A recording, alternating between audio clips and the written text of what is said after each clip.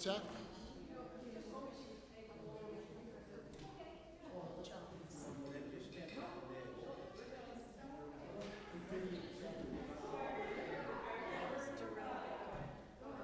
Thank you. Nice having you back in the choir.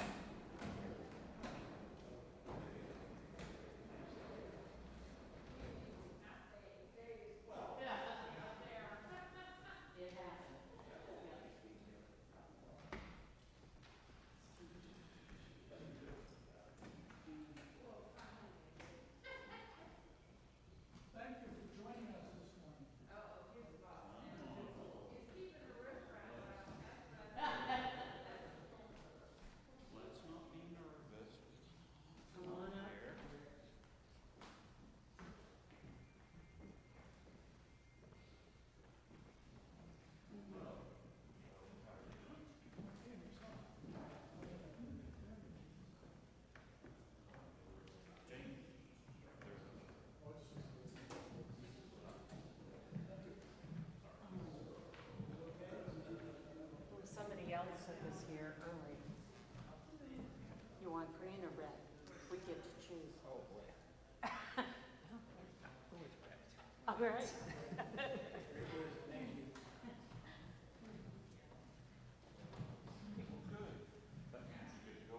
Oh, great. No, don't you vote this way?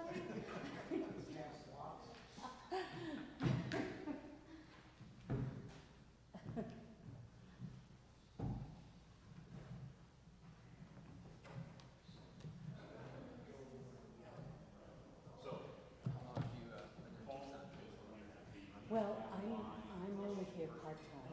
For 14 years I've come in the winter. Yeah, well, he's very confident. And not even for the whole winter. Yeah, I've only been coming So here they got a little card that says who they got them from. probably, Next time I have a party, they don't. well, since 2018. Yeah, Rest of the year in May. the rest of the year, yeah. Yeah. I have a family in Vermont, so I've never been there. Oh. I have spent time up in that. Yeah, yeah. What part of Vermont? Pretty big. Cabot, where they make the cheese. Oh, yeah. Yeah. That's great. Awesome. Do you get there very often? Not for a while. I was back for 18 last time I was there. Okay, yeah. Well, you're pretty busy. I was reading your thing. I was like, holy moly. I'm Eileen. It's nice to meet you. Nice to meet you too. Come on around. I was talking with a girlfriend who lives in Bellingham, Washington. Okay, you better check to see if your insurance is paying. He's great. Yeah, I was, my wife and I was taking our wedding day, just waiting for her to get ready. I said, let's get some photos with our tortoise. Oh, that's so great. Excuse me, your tortoise. I didn't mean to insult your tortoise. He's fine.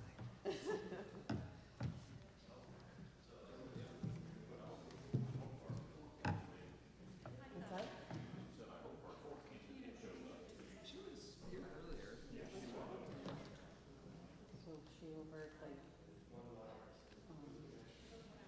next door? Am I the only one who has prepared remarks? You were the only one that came prepared, I think. Okay. Well, I'll tell you how this is gonna go. To start off with, I have to talk for a little while. Okay. Then I will just turn it over to you, and each of you has about 2 minutes to sort of introduce yourselves and talk about why. Then we'll open up the floor to questions. And we'll have questions coming from the floor and also from online. Paul is Okay. reading the comments on Facebook, and so if there are questions there, they'll also come. Now, I'm gonna stress that we really like to keep questions general for the whole group rather than asking a specific person a question. So this isn't Congress, Yeah, exactly. even though it has that feel. Feel to it. And then at the end, each of you will have a minute just to sort of sum up anything that you might want to talk about before we end it. And Blake,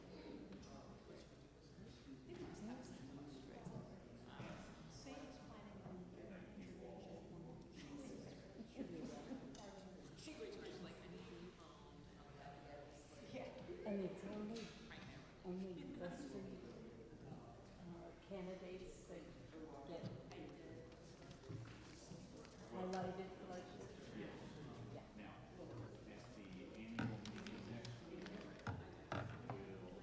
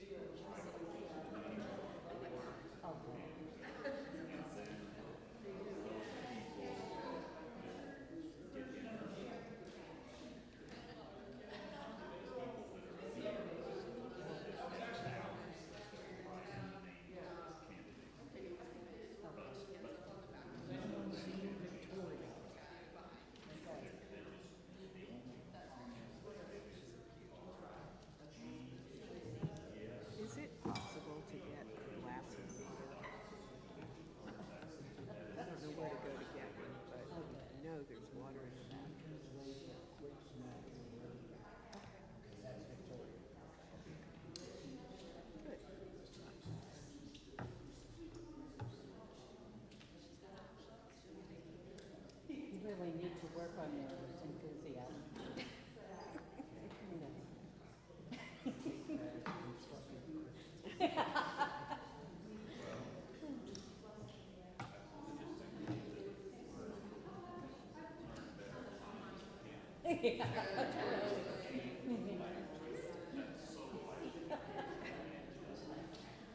It should be every week.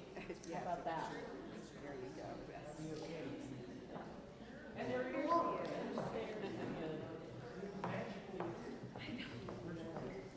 He is with Uncle Mac in McBride Hall.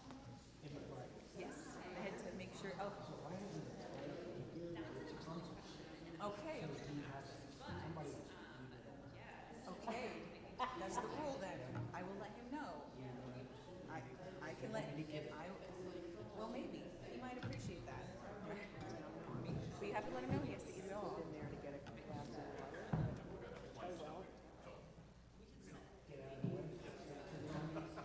I've explained this to everyone else, but, so, the way this is going to start off is, I'll do a little spiel, just a real short one, and then I'm gonna turn it over to you all for each of you to use about 2 minutes. Okay? Just to talk about, introduce yourselves and talk about why you are doing what you're doing. Okay. And then, after that, we'll open up the floor to questions. Okay. And we'll either get questions from the floor or from Paul, who's on Facebook, and anybody that's online will be asking questions.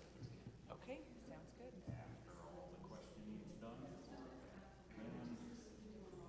each of you will have a minute or so to just sort of sum up anything that you might not have said that you would like to say. Okay. And that will be it. Nice to meet you, because we haven't, I've seen you at the rail, but I. With your little guy.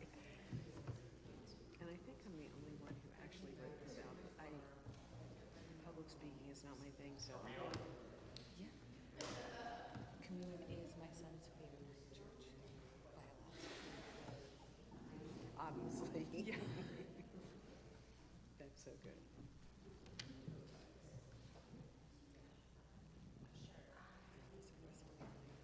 Isn't time spread? Wait. He just loves that, doesn't he? Yeah. So are we on, Bruce? Yes. Okay, all right. All right, then we will get started. Thank you all for coming to our Meet the Vestry candidates. This is one of 2 very special days. This and our annual meeting next week. So I'd just like to go through some logistics. First of all, I'd like to thank Margie and Jill and Patty and Diane for helping to recruit this amazing slate of vestry candidates that we have here. So thank you all. And then I'd like to talk a little bit about how this is going to work. Each of the vestry candidates is going to have 2 minutes now to introduce themselves and talk a little bit about why they're doing what they're doing. Then we'll open up the floor to questions. If you are online and you have questions, we have someone here in the front who will be looking at those questions and will be asking them for you. And we'll just sort of go back and forth. After that, we'll end with each of the candidates having another minute to just to sum things up. So, are there any questions before we get started? How many positions are we filling? Oh, we are selecting 3 candidates. So we have 4 candidates, and we'll be replacing 3 individuals on the vestry. Margie? I hope everybody can hear me. Really, there are 4 excellent candidates. So really, the person who's not chosen is going to be the alternate, because we usually need the alternate.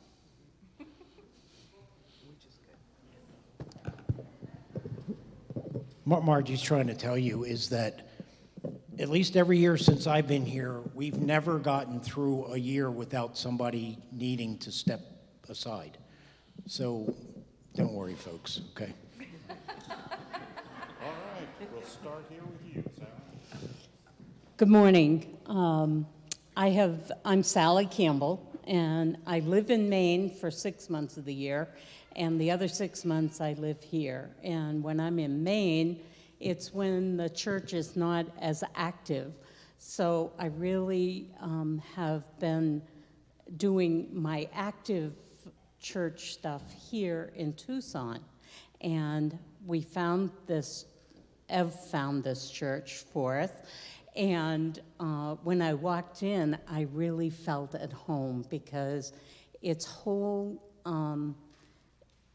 theories and praying every week for guns to be eradicated is exactly how I feel.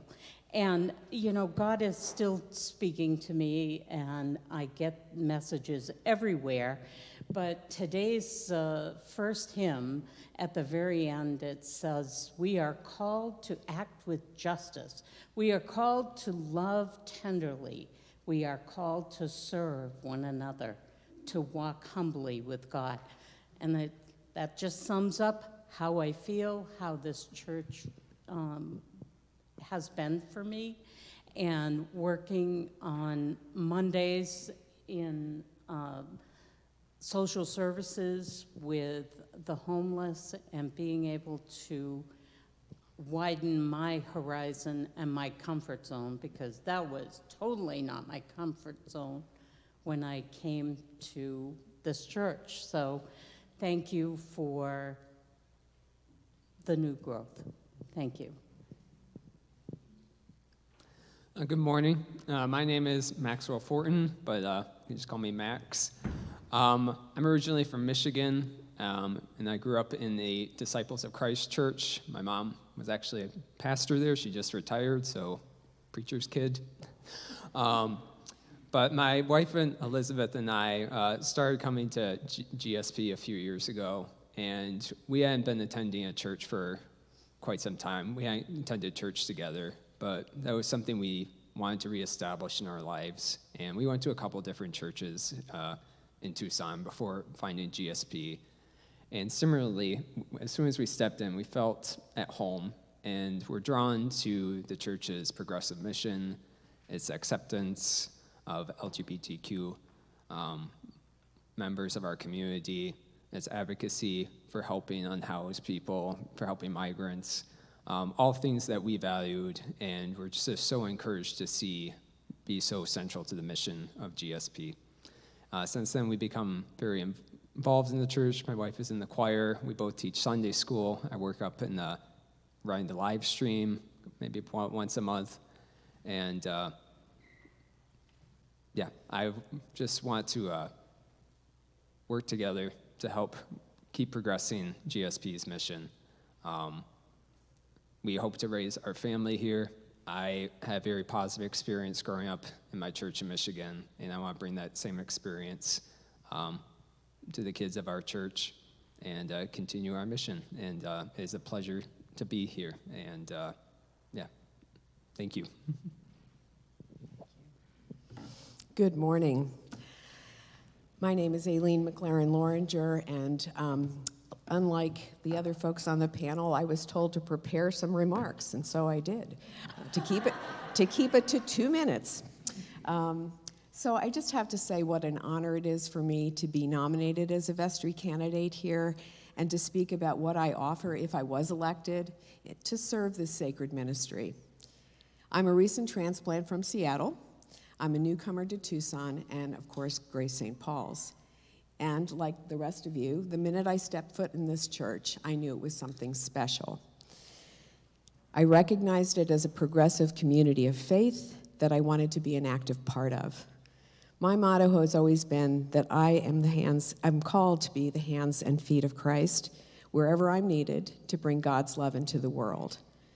For me, GSP is a vital parish that genuinely walks the talk through its active missions of justice, creative programming, and offering me a warm invitation to feel Christ's embrace no matter life's circumstances. Holy Spirit is palpable here through the inimitable wisdom and enthusiasm of the clergy, the inclusive diversity of the congregation, and the faith-filled beauty and creativity, as we've seen today, of the liturgies and music that break open the word for me. I also feel a compassionate healing presence here, where all are truly welcome. In short, this church has captured my heart. For over 25 years in my previous congregation, I was committed to serving Christ and his church in a wide variety of ministries, yet never on vestry. This was in part because I was a member of a parish staff for 5 years and used my spiritual gifts in other positions. Now, as I've arrived at retirement, or reinvention as I call it, God beckons me to be of use in other ways. When I was recently asked to consider serving on the vestry, I prayed mightily for God's guidance and what I could offer. So as a newcomer, I can bring enthusiastic maturity and a willingness to learn about the facets of this congregation's culture and its potential. I enjoy getting to know people and hearing what's important to them, especially as it relates to the church in the world. With a curious, open mind, I am ready to experience all aspects of parish life, including its governance. Known as a collaborative team player, I carefully listen and readily use problem-solving, creativity, and conflict resolution skills. I also gently accompany people as they encounter life's difficulties through the integration of mind, body, spirit, and heart during pastoral care. As a seasoned researcher, I would work to understand the issues facing the church and respectfully listen to all points of view. And finally, I am an oldest child in my family, so I am naturally conscientious, outgoing, and I bring a great sense of responsibility to any task. I'm a good Girl Scout. Thus, I would be faithful to tending the growth and the future of Grace St. Paul's. Thank you.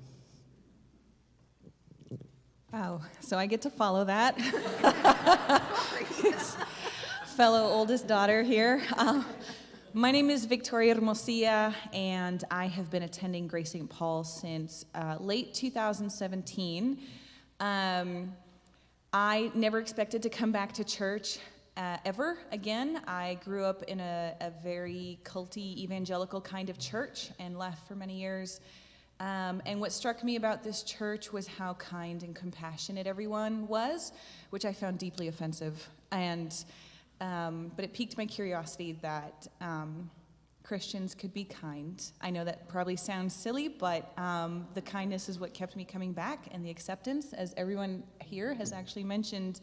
And I hope to be a continuation and a representative of that kindness and acceptance, which I do believe is the theology of Christ, ultimately. And I have been consistently impressed with the consistency and dedication of acceptance in this church to that mission. I've also been very impressed with the Episcopal Church in general in terms of leadership and getting people involved and the commitment to transparency and communication, which is not present in all churches, as many of you know. And so I also feel very strongly about being a part of leadership and transparency and communication to continue that facet of church governance and oversight.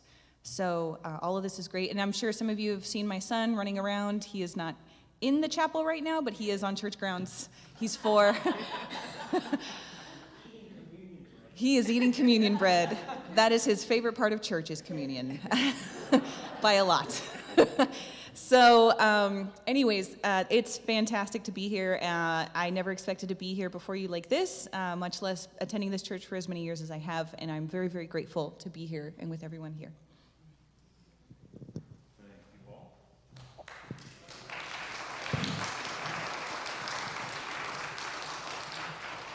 All right, now we will open it up for questions. Who'd like to be first? Not everybody at once, but Margie? I'm seldom at a loss for words, so I have a question. I know that I was very excited when I spoke with several of you about the idea of your being nominated, but I'd like you to speak further, each of you, about any specific skills that you might think you can bring to vestry. I know, Sally, from working with you, that you're well organized, for example. So if you have something, or maybe you have a question for us that some former vestry can answer, I've tried to do that individually with you. But I do know some of your specific skills and strengths, and I'd like you to share those with us. Thank you. Who'd like to go first? I'll go first, because, boy, some talented people here.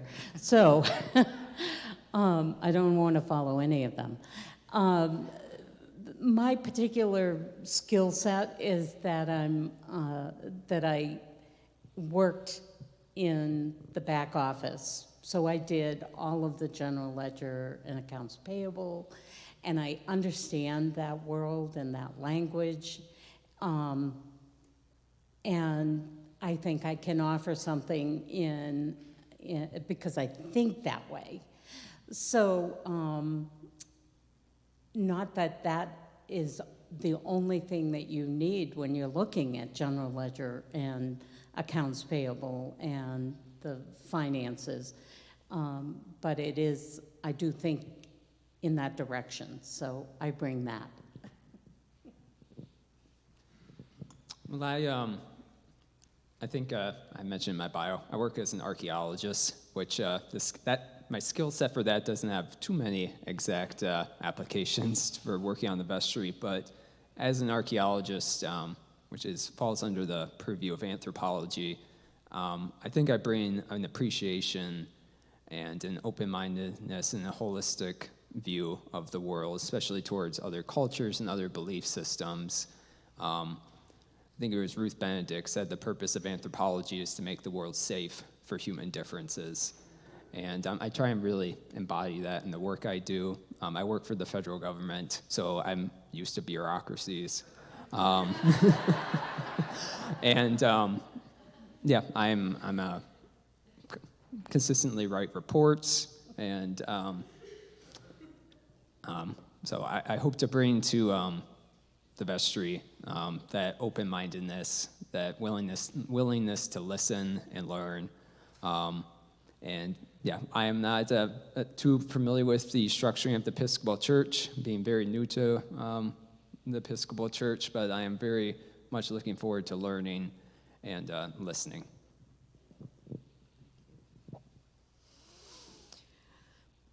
Aside from what I've already said, I think what I bring is confidence in the future of the Episcopal Church. I know that we struggle nationally with being prominent and being a faith-filled community, and I think it's our responsibility to demonstrate what we are about to the community at large, as we did today. I am a lifelong Episcopalian, and so you all can be with me in my maturity and my love of the church. And I think I also share with the other folks on the panel that I have a willing heart and very, very willing attitude to do whatever is required to keep us going. I'm very good at the Microsoft 365 suite, so Excel, PowerPoint, and Word. I'm a working hydrogeologist and water policy expert, and I'm very good at bridging technical things and making them very understandable for people. I have spent both a lot of time personally and a lot of time professionally communicating and putting a lot of work and effort into clear, understandable communication and making things very accessible to people. And it's not always easy when you're talking about things like groundwater. So, and then bridging the gap between the physical world and, say, the legal world or the policy world. So in addition to computer skills, but I'm very good at talking with folks and communications, drafting communication, written communication, and making sure things are accessible and understandable. So I hope that helps. Thank you, thank you. Hi. I am really excited about all of your candidacy because I think it shows a broad range of age and ability and enthusiasm. So thank you so much for stepping up. I wish, and this is no criticism of you or the committee that chose you, that we had more color and we had someone with disabilities so that we could be in our leadership who we say we are. And I know how hard that is to do sometimes. So I have a question for you. A member comes to you who says, please, I don't want you to say anything to anybody, but I am so angry and hurt and ashamed by an encounter I had with X, a staff member, a member of clergy, or someone who is in a position of power here in the church. As a member of vestry, what would you do? And remember, they're saying, please, I don't want you to tell anybody I said this. Mm-hmm. Okay? That is such an important question. I have been with the Tucson Blues Dance community for 11 years, and the reason I've been with that community for 11 years is that we have been dedicated to being a safe place for dancing. And dancing can be very intimate and very vulnerable, and not everybody is very comfortable with the closeness that sometimes blues dancing or blues dancers like. And so we go out of our way to make sure it's a safe place for folks. If someone were to come up to me, the very first thing I would do is to reassure them that they are safe with me first and foremost, and that I am in a position of leadership, and to comfort them and meet them where they are first and foremost, and make sure that they are heard and accepted, and I hear them out completely. I would probably let them know, though, that if they felt unsafe or hurt or had a bad experience with somebody, that my responsibility as a leader is to make sure that that doesn't happen again. And if they experienced it, there's risk for others experiencing it as well, and we cannot allow that to continue, or give open door for that to happen again. And that I would work with them to a place where they're comfortable, where I could bring it to the rest of vestry, talk to other leadership, and find a path forward to address it, and make sure that the behavior or hurt words or whatever is addressed in a responsible and kind way, but also to ensure that it doesn't happen again. Because the most important thing about this church and what I value is the safety and acceptance here, and wanting to make sure everyone does feel at home, no matter what. And I know that there's a lot that can be misinterpreted, but you know, when the way we say things and our tone and word choice, and so it's important to give lots of space and be very present for that. I hope that answers your question. Are we supposed to all respond to this question? I'm ditto. Well said.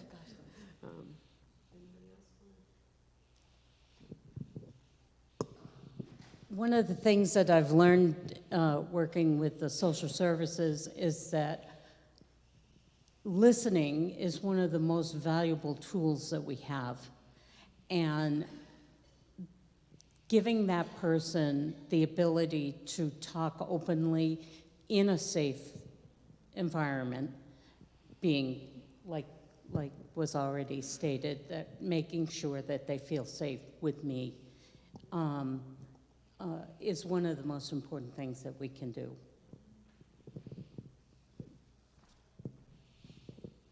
So very well done. Do you want to say more? I mean, just reiterating everything that's been Okay. said up here.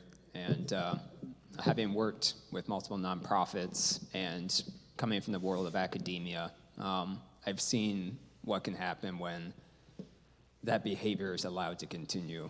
And it's just too many whispered conversations of, did you hear about this? Or,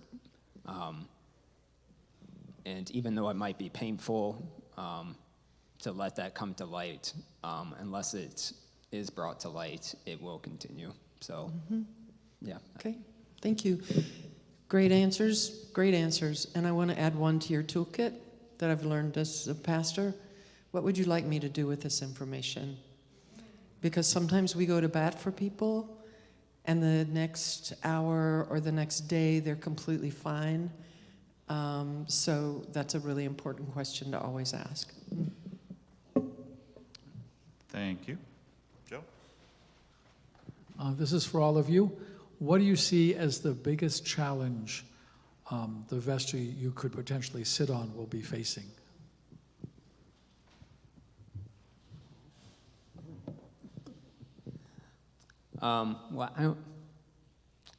For me personally, I see one of the bigger challenges facing the church, and I think we need to address as the vestry and just the church community is the future of the church among young families, among young people. Elizabeth and I have loved coming to this church. We have a very active young adult group going, but we are still small, and I truly hope that we can see in the future the growth of more young families. Of course, we want everyone coming to the church, but young families, young individuals who can start their lives here and stay here for many years to come. Go ahead. It's my understanding that most vestry members struggle with budget, and the various components of making the budget work and looking at programs that bring people in. I agree with young people, both young families with adolescents, very important to try and encourage them to come to church. To be good stewards of the resources that we have. I think we have a very firm foundation. It's a very vibrant church. Yes, as leadership, I think our biggest challenge will be looking at the budget for the coming year and making sure our choices are wise to the best of our ability.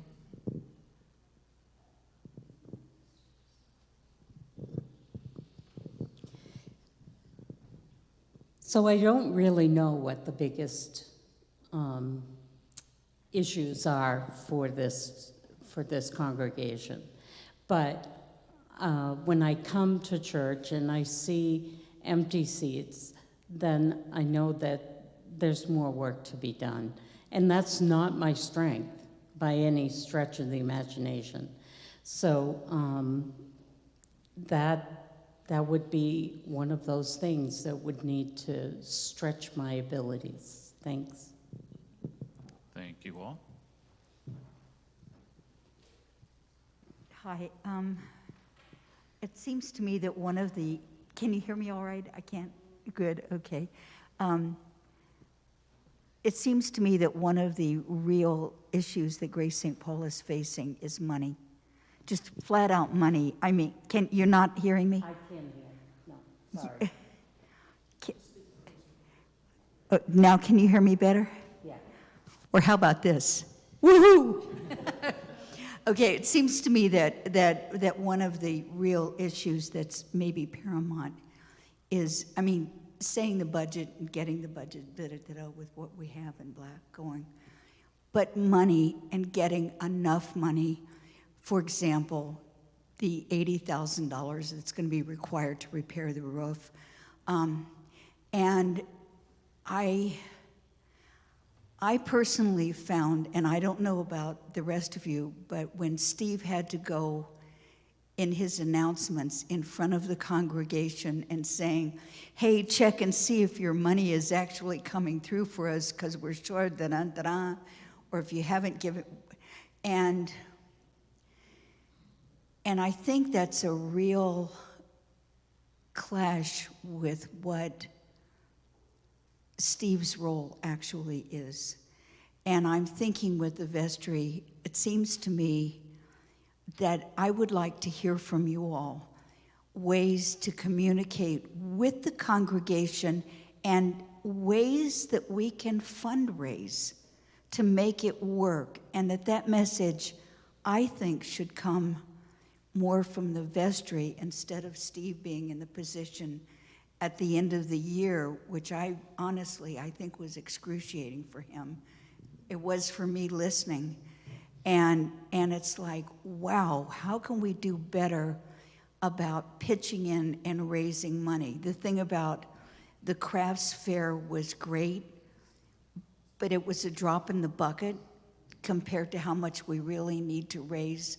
So it would be really important, I think, to be able to muster and communicate with people volunteering to raise money, to do projects, to fundraise, etc., and not just have it lay dormant till the end of the year when it becomes a real crisis.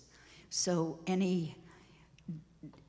in part what I'm asking you for is your willingness to really engage in that effort, not just, gee, I think ability to do the budget and do the computer stuff and all of these things are terribly important, but the thing about raising money and raising money in the very best way we can is terribly important. Thank you. I'm going to start, sorry. The church in Maine that I came from, we had in Portland, Maine, we had a congregational church that was primarily retired people. Not retired people, but young families, which is their budgets are tight, tight, tight. And then we had a Baptist church over here that had all retired people that were on fixed incomes, and they both had big churches that needed new roofs, that needed all kinds of repairs. And so we became a united church. We're both Baptist and Congregationalist. But there is, for me, in all of that, because we struggled with all of that fundraising and how that all ended up to being the same 10 people doing all the fundraising. And if I just gave that much money that I put into the crafts that got sold for cheap money, then it would have been easier. But I also think that there is faith and there is money, and they're not two opposite parts of our lives. They are all part of our life, and that we need to stop thinking about money as the dirty part of our lives, that it is part of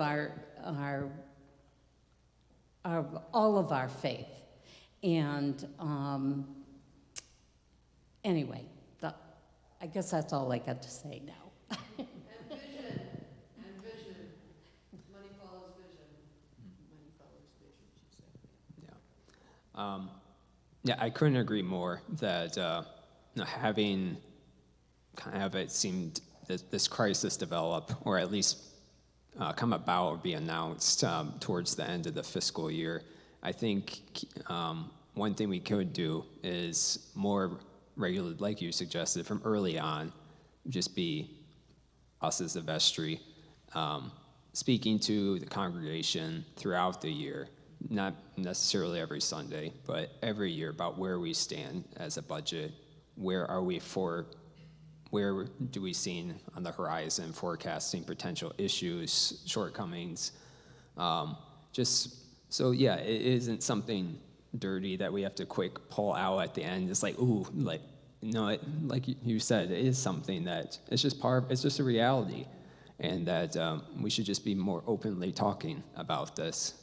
Even though as a church, I know it's talking about money is not something that I think most of us are raised being comfortable with, but I think making it more just open and regular will help maybe start breaking down that stigma. And as far as fundraising, I'm no expert at all, but growing up in my church in Michigan, we would hold fundraisers through the larger community.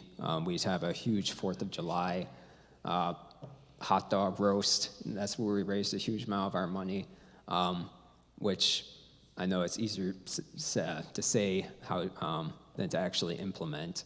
But I do see the benefit of having fundraisers outside of the congregation itself. Also exposes the larger Tucson community to our mission, to our work. So I think finding new ways to expand the church mission as well as help raise funds is something definitely to pursue. Ditto. Also, though, I think it's really helpful to know that we are not alone as a congregation with these struggles. And one of the things that I believe I bring is a networking around the country of different communities that I can tap into and say, what do you do? So it's really finding out what other parishes who are faced with the same issues are able to do. And I agree with Dell that money follows vision. So to be real clear on what our vision is, along with the mission that I think is very clear, will be really helpful to us moving forward, and not to wait till the end of the year. I definitely agree. I don't think it's Father Steve's job to have to stand up here and let everyone know the kind of situation we're in. I do think it is our job, and it is our job to communicate it regularly and to communicate not just solutions, but to solicit solutions and ideas from the congregation. I mean, there's just 4 of us, but there's so many more of you, many more minds and ideas. I agree with the earliest statements of saying, like, faith and money are not divorced from one another, and we can't do the work that we do without funds. And as somebody who has worked with federal monies to try to get really positive things on the ground, you know, my time is very important and very valuable. And as much as I want to say, like, I would love to do this work for free, like, I have rent and I have a 4-year-old that technically I'm supposed to feed. So it's not, he doesn't eat. That's a joke about my kid not eating. But it is very important, you know, to make sure, like, we have funds to do things. One of the things I do appreciate, sometimes when I drive around town and I'm really frustrated at, say, like, road construction, but, like, the little sign that's like, your tax dollars at work. And I'm like, you know what? Yes, my tax dollars at work. And seeing where, I think sometimes sitting in the congregation, you don't always know where tithe money is going. I mean, you know, like, generally, like, it's going to good things, you think, but I think possibly more transparency of, like, this is where your tithe money goes, and this is how far it goes, and these are the people we're connected with, and these are the other organizations that we partner with, and if we didn't have this funding, we couldn't do this work, right? And then using those connections and using those opportunities to build strength with the outside community and maybe strengthen ourselves. So, but I do think it's our job, the people sitting up here, and not Father Steve's job. And then I will also make it your job. Steve, we have a question from online. This is from online, and then I have another one. But a couple of people, Dave and Diana Robertson, have started to take steps towards reestablishing what they call a welcome ministry. Now, I wonder if any of you have comments on what we can and should do with respect to new people.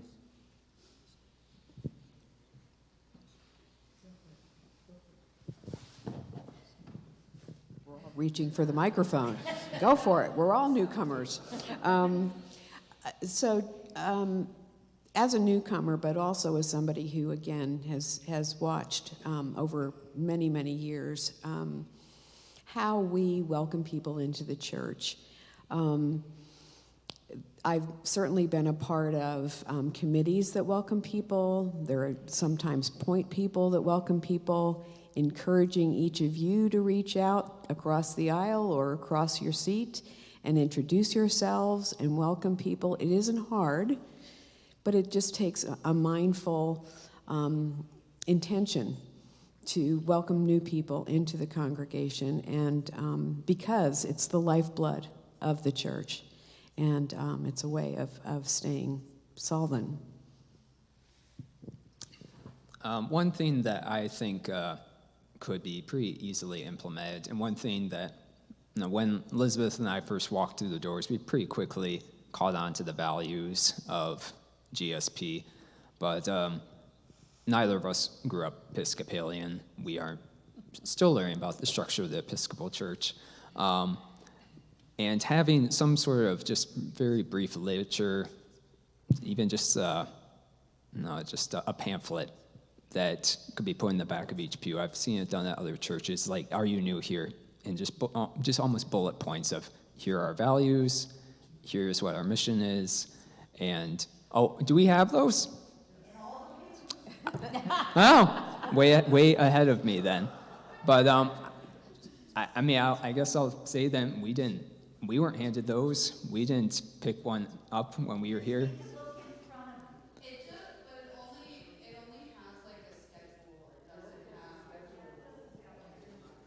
Yeah. So,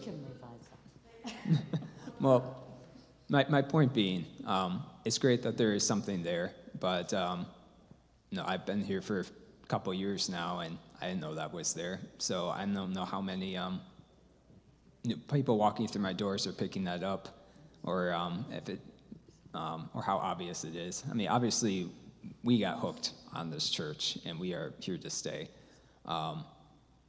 But as far as welcoming people in, I think just having something to clearly state, here's our values, here's our mission, and if you have questions, here are the people to turn to, would be good.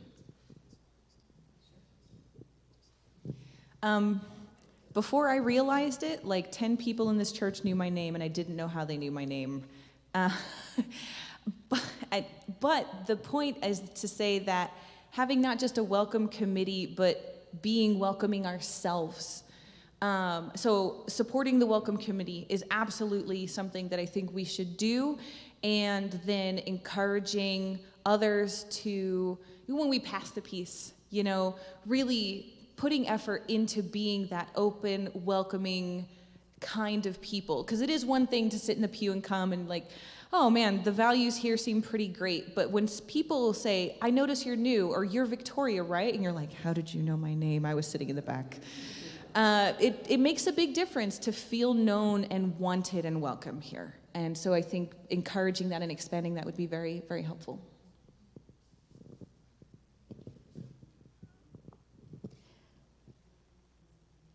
It is one of the harder parts of being a church member is being that open. Even though that's how I feel, that's not my comfort zone. And it's hard for me to talk to new people.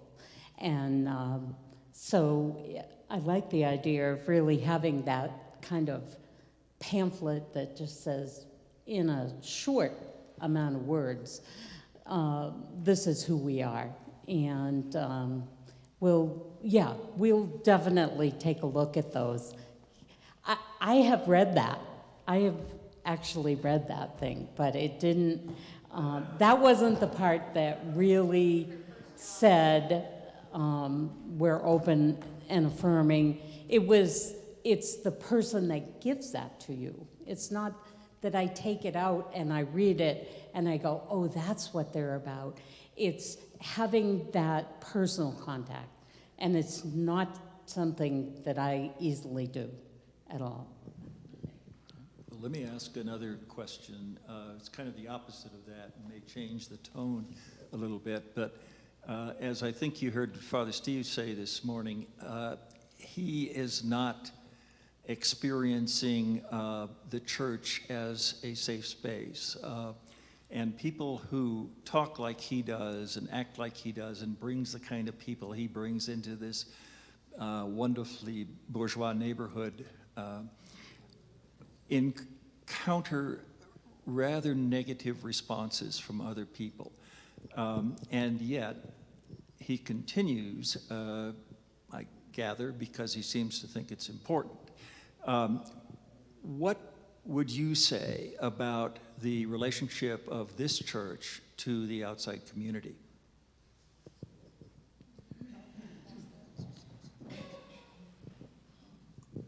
I can't speak for this neighborhood because I don't live here, but I can speak for a little bit more of a broader section of Tucson because I actually came to this church for events before I even really knew this church was here. And the first event I remember was the Syrian refugee bake sale, and how impressed I was at this church actually following Christ's words and welcoming refugees and giving them an opportunity to step into their new lives empowered and with funds. And I didn't come back, of course, for many, many years, but I never forgot that, and I still don't forget that. And so as far as the relationship between Grace St. Paul's and the broader community, I think that we definitely have presence, yes. I think we can strengthen that presence. I think there are more ways to cross-pollinate our church with various other organizations and activities in town. One of the things Father Steve talks about often that I feel strongly about is, being a good ecologist, being aware of and working towards ameliorating climate change, being good stewards of the earth, right? And yesterday, the Sonoran Institute had a river cleanup in the Santa Cruz River. And I mean, if we had a few people from GSP with like a GSP shirt or hat, and like, hey, we're living our mission, we're walking the steps of Christ. And we're not going to hear we're not here to evangelize you, but we're here to be a presence and show that we're living the mission. Like, people take note of that. And it may be several years. I'm not saying like it'll be many years before you get more people here, but it takes time and it takes presence and visibility and being visible with like, I attend Grace St. Paul's, but like I am here picking up trash. And I attend Grace St. Paul's and I'm here helping with this thing because it's important to my faith. And so that relationship we have, I think we have more of a relationship than we think. We haven't fully lived into it and been present with it.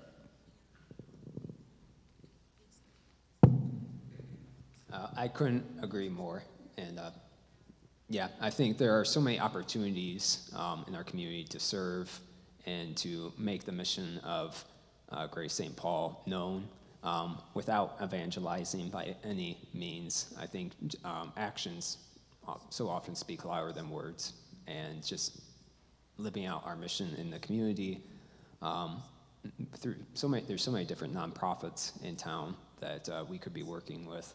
And I know just among the members of the congregation that I associate with, that I am friends with, that if there was an announcement to let's go clean up the river with this nonprofit, we jump to it. Yeah.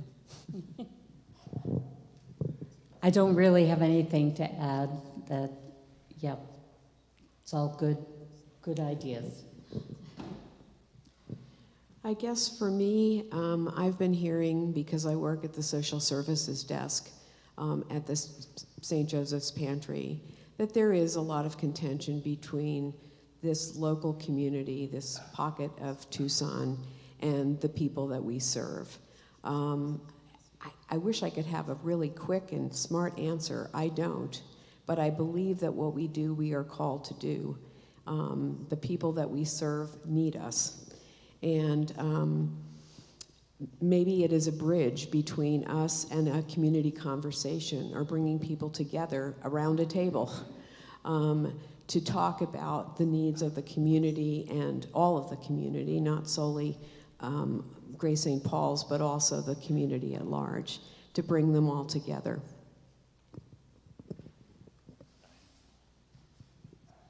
Thank you. Some of you have given a glimmer of the question I'm going to ask, but on I Have a Dream Day, do you, especially if you're new, I think you bring a new perspective, do you have a dream for Grace St. Paul? Do you have a new vision that you would like to see us look at? Yeah, I think we'll reflect on the comments I made earlier. No, Elizabeth and I, we have already planted our roots here, and we are excited to grow as a family here in this church. So my vision for the church is new growth, to bring in more young families, to bring in anybody and everybody from our community, but especially young families that we can bring in, that will have kids here, and they can grow up in such a loving church community, be raised with the values that this church embodies.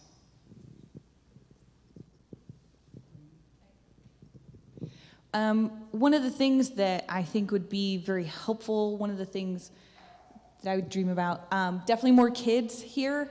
You know, I love having my son here. These are the values that I want him to grow up hearing week in and week out. But I know that there are other churches in town that have very, very robust family and children's ministries and therefore attract more families and children. But I gotta say, they're just not my spiritual home. And here we are. But it would be great to find a way to build out or attract or even build stronger relationships even with those other churches as well. Because when I've talked to people who attend other Episcopal churches in town, you know, they're like, we're here because we want our kids to grow up in this church, but I mean, you know, I sit in the pew and it's like, you know, I'm here, right? But it's not like when I sit in the pew here and I'm like, man, I am charged for the week and I'm ready to go. It's very different. And so hopefully maybe building strong relationships with other churches and maybe having like church exchange days and like getting more kids here, even if they're just like here on temporary leave from other churches. And I guess aside from that, and I echo both of you, all of you, the other piece is just living more fully into our mission statement. And however that would be, whether it's partnering with nonprofits, whether it's inviting more of a cross-pollination between other churches and other faith communities to take a look at how do we address the issues of asylum seekers in Tucson? How do we address in the borderlands? How do we address the homeless in our population? And how do we address, of course, Earth Ministry and the resources that we have and maintain them? So it is really just being more intentional about those missions and helping them flourish. That's one of my dreams.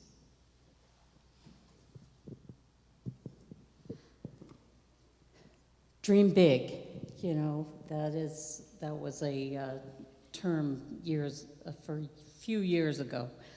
But I don't know.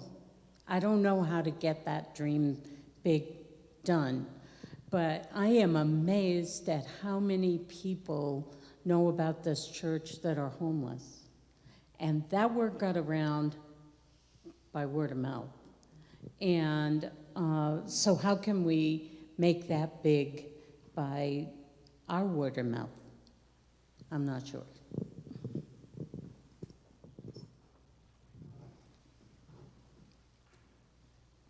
I think you were first. Okay. I asked this question last year, and I'm going to ask it again. We're pretty much a congregation of people of pallor. And we really, when people of color come to this church, they don't always stay. And what do you think you can do? Now, something I've done this year as music director is I've made it a point in the ensembles that we bring in to be sure that there are people of color. I think that the only ensemble that didn't have that was Christmas Eve. So I made that choice. What choices do you think we can make to make this place more comfortable for people we want to be neighbors with? Thank you. Well, one that I think is not going to be solved right now just by who's sitting up here is having faces on our leadership that reflect the larger community of Tucson. And I mean, I'm a white man. I am not helping that diversity of our vestry by any means. But in the future, I think that is something we should definitely continue to strive for. And then I guess secondly, and again, hearkening back to what we just talked about, working with other nonprofits throughout town where that serve the larger community of Tucson, the more diverse community that is Tucson. That's where those communities are going to see us, see our mission, and if they feel drawn, come join us. So I think, again, it's just getting a larger exposure, larger mission out into Tucson. Again, not through evangelizing by any means, but through mission work, through helping our community. I guess the other thing that occurs to me is looking even at the universities and the schools, the academic institutions in our area where there is more diversity, partnering with them, seeing what their needs are in relation to faith communities, and working together towards, again, more broader exposure, as well as nonprofits and the people in the community. I definitely think this overlaps with the how do we get more people in church question, just overall. It's a numbers thing. So I think it fundamentally comes down to how can we attract more people to our church, and by the numbers, hopefully attract more people of color. But maybe we could have better food at coffee hour. I'm just kidding. More salsa. Tacos and salsa. Again, strengthening our relationships with the community in the various ways that we do, and partnering, again, with other churches. I know, Father Steve, you've got relationships with churches with more people of color here, and you've brought folks into our church, and I've always found that very encouraging myself. So to me, it's a numbers thing, and I'm probably giving you a very unsatisfactory answer. But I am a numbers person, so hopefully if we attract more people, Tucson's very diverse, we can attract more people of color.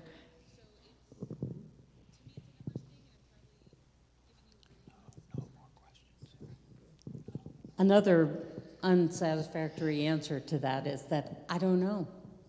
I have never even thought of that. Never thought about how do we bring power people into our church and keep them. So another one of my strengths is when I don't know, I don't know. All right. Well, I am sorry, but it is time for us to begin to wrap this up. As those of you who are on the vestry know, I always hate it when we go over our time. So I do not want to go over our time by much. You all now have a minute to sum up anything that maybe you've thought of that you'd like to share with us, and then we'll go from there. Okay, thank you. Thank you for your thought-provoking questions. And somebody asked kiddingly, what were you thinking? What's wrong with you for being on the vestry? And after these questions, it's like I'm scared, and I'm also empowered to think about what can happen. So thanks. No, thank you for all these questions. It's definitely thought-provoking, and it's an honor to be nominated and an honor to be up here with such qualified candidates. I by no means profess to have the answers to these questions, to have solutions, but I'm here to listen and learn and work together to find those solutions, find those answers, and grow as a church. I share that. I thank you for listening to us today and for those thought-provoking and really critical issues that the church faces. Like you both said, I don't have easy answers. I wish I did. But I do have a love of the church. And I believe that we can answer these questions. And they're national questions. They're not solely relegated to Tucson in terms of how to get more diversity within the Episcopal community. So I feel like we're in good company in a way, and we can tap into the wisdom across the country because we want this church to flourish and grow and present God's mission and Christ's mission to the world. Wow, what a day. You know, we do face a lot of challenges. And it's very easy to individually and collectively feel discouraged and despondent when our challenges feel much larger than us and harder than we can face.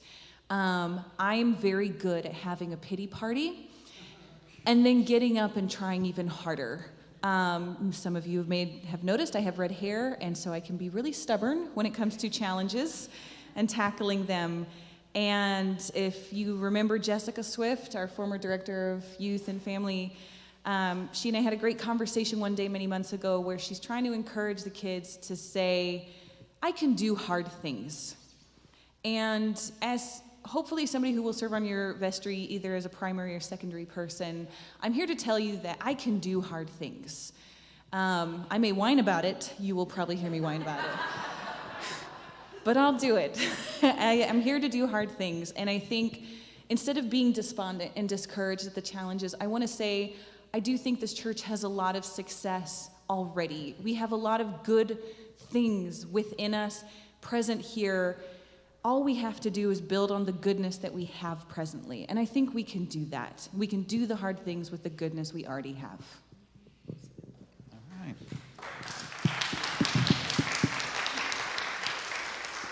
Yes, thank you all very much for being here, and again, thank you all for being up here and being brave enough to share. One other thing I have, Father Steve informed me we have some flowers that can be taken away if anyone would like some flowers. Can we end in a prayer? After this? Well, Flowers are left over from the burial yesterday, and the family wanted us to have them. So I just don't want them to go to waste, that's all, okay?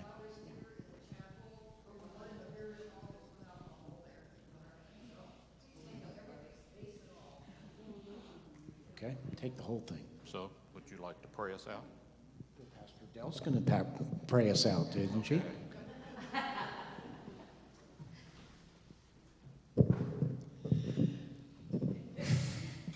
Oh God, we give you thanks for people who are willing to step up and offer some years of their lives to leadership in this church, and for all the people who stayed today to ask questions. We pray to be able to follow in Father Steve's footsteps and be living word, Jesus made flesh in the world today, and know that if we do that, when we do that, the money will come, the people will come. They have been coming, and they will continue to come if more of us get on board with that. So we thank you so much for this time and space. We pray for your guidance in the year to come, which is sure to be hard, maybe harder than before, and pray for courage and wisdom in our church vestry. Amen. Amen. So, we will see you all next Sunday, same time, same station. Thank you all for being willing to run. I have no concern about the health of this church based on the people that are running for vestry, so I just want to